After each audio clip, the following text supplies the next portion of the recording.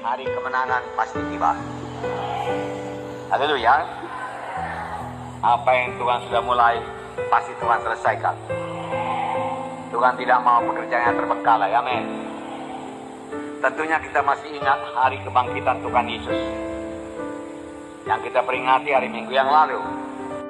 Musuh-musuhnya berpikir mereka sudah berhasil membunuh Tuhan Yesus, sekaligus menghancurkan pelayanan Tuhan Yesus. Mereka menaruh tubuh Tuhan di dalam kubur dan menutupinya dengan batu. Tetapi apa yang direncanakan Tuhan pasti jadi. Karena sebelum Tuhan Yesus disalib, Dia sudah lebih dahulu berkata, aku akan bangkit pada hari yang ketiga. Kematian tidak dapat menahan Tuhan Yesus.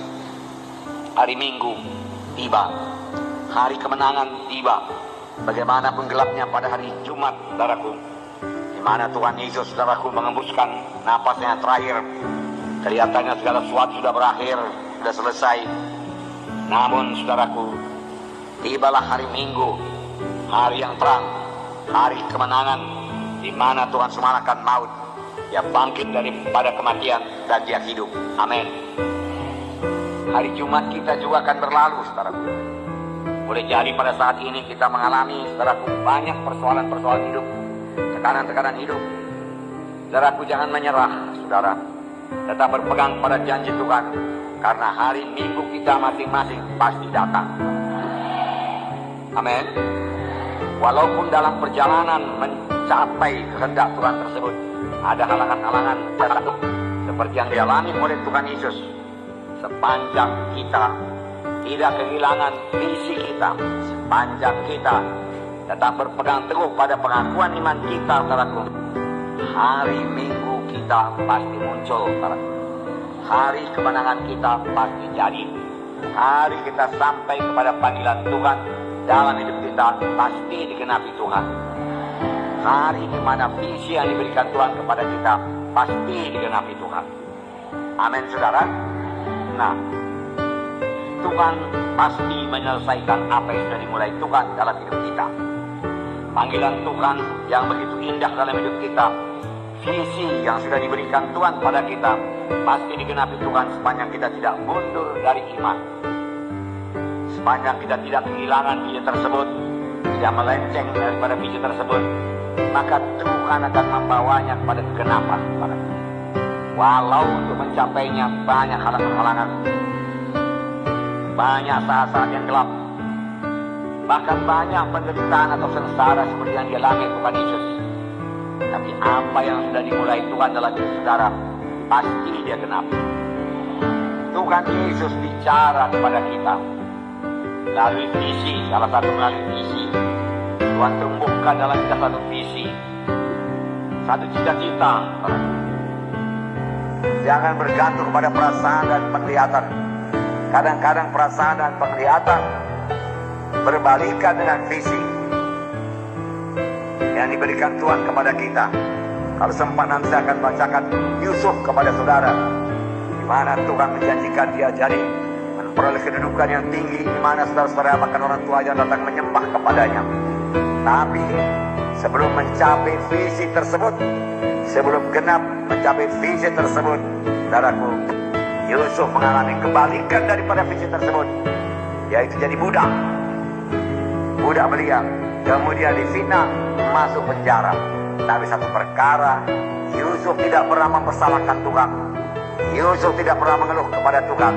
Dia tidak pernah berkata, Tuhan, Kau berikan aku visi yang besar, kenapa ini jadi pada aku, Tuhan? Aku tidak mengerti, gak masuk dia kalau Tuhan.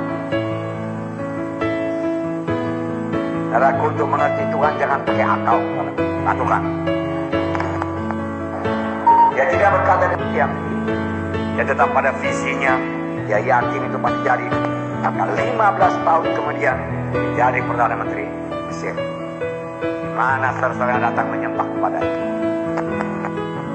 Saudaraku, marilah kita pandang firman Tuhan. Mana hari Minggu kita pasti datang.